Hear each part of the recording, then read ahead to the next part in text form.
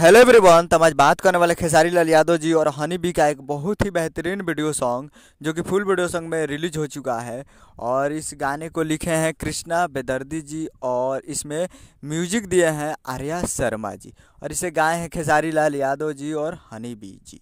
जो कि आपको स्क्रीन के ऊपर दिखाई दे रहा है। जिस सॉन्ग का टाइटल रखा गया है फ्री के प्यार और ये फुल वीडियो सॉन्ग में रिलीज हो चुका है और काफ़ी बेहतरीन वीडियो सॉन्ग है। तो इसे आप जाकर देख सकते हैं SRK music Bhojpuri YouTube channel पे। SRK म्यूजिक पे नहीं, SRK म्यूजिक भोजपुरी पे जाइए और जाकर इसे देखिए।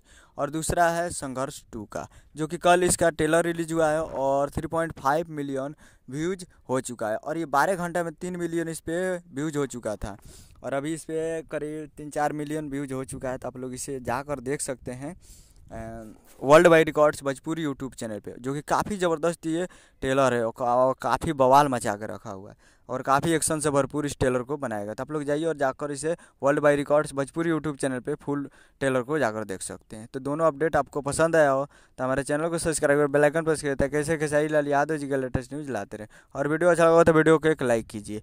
मिलते हैं अगले वीडियो में, तब तक के लिए जय हिंद जय भोजपुरी।